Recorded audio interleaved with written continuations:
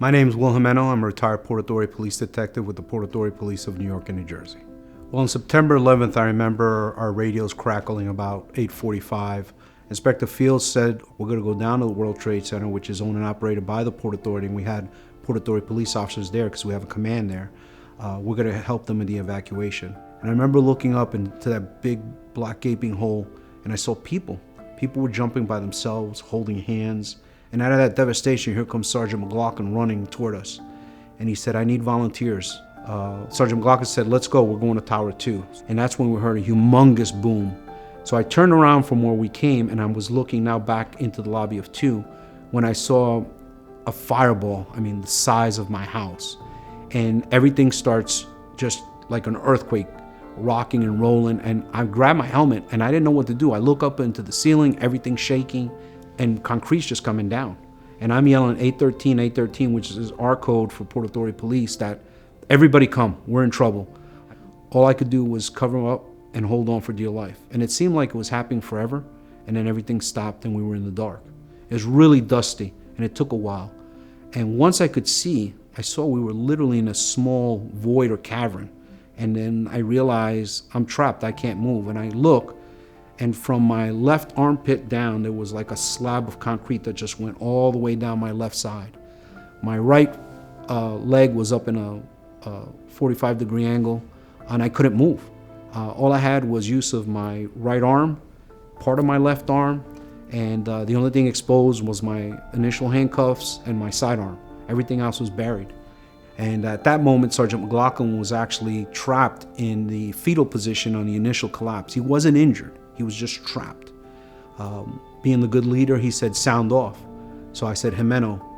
Dominic said, Pizzulo.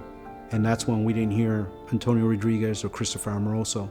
And that was very difficult for us to realize that we just lost 2 fellow police officers, 2 fellow Americans, 2 fathers, 2 sons. And it got real.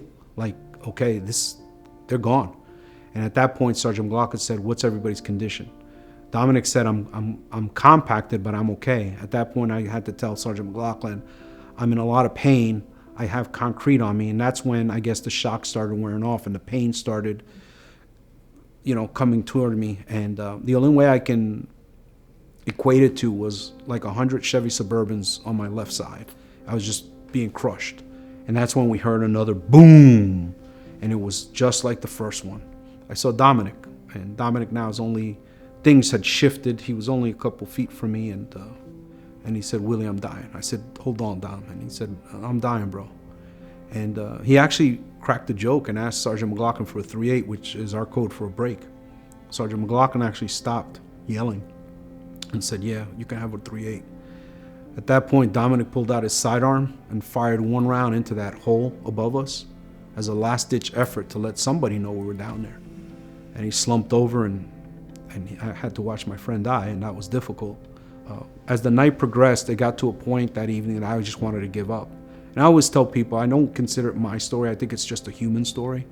But at one point, I just wanted to die. We had already lost 3 men, been crushed. I've been burnt. Sergeant McLaughlin's in a lot of pain. I didn't think there was any chance we were going to make it out. And I realized that at that moment, if I continue to fight and I die on my own terms, the cowards, the terrorists, they don't win. I go out the way I wanted to do. And at that point, I told Sergeant McLaughlin with some colorful words, we're going to make it out of this hellhole. And we continued to fight till about 8 o'clock that night, when I heard in the distance, and I thought I was hallucinating, I heard United States Marine Corps. Can anybody hear us? And it was coming from my right side. I started yelling, PAPD officers down. They kept getting closer, getting closer. It was like a dream. They started working on me, and my operation took 3 hours. There was a lot of pain. There was a lot of laughter down there, believe it or not. We would laugh. And these guys just kept working. Scott would make his way to me, and then Chuck Sharika, who was a paramedic, a civilian, who just joined up came out of nowhere to render me aid, would work on me a little bit. And they were just like groundhogs. They kept digging. Many times during that 3 hours, they were ordered to leave us. They said they were ordered, you got to leave because it's so dangerous. We had an encroaching fire above us. They said, we're not leaving these guys. And I just remember thinking to myself, this is what Americans are. This is what good human beings are. I mean, what I saw those men do from my angle that I could see, because again, I could only see two bald heads, but their pain from coughing and the heat and the conditions were just so horrific, but they never gave up on us, you know. And I remember, Scott saying when he was working a machine tool to try to get me out, when the concrete, he needed to crack it, he goes, "We're here with you. And if this collapses on all of us, there's hundreds of people out there that know where we are." And I just thought to myself, how brave is that? And I was buried for 13 hours. And they took me into the ER, where I was told I flatlined twice that night. When I woke up the next day, I had a tube down my throat. There was literally rocks coming out of my lungs. It was a long road to recovery. I mean, spent a lot of time in ICU, had like 13 surgeries, but I was alive. The one thing that gave me hope after I got out of Bellevue Hospital and was at Kessler Rehabilitation Center in West Orange was that they told me if I worked hard and I could get myself in a wheelchair, I could be there for the birth of my daughter, Olivia. And I worked really hard.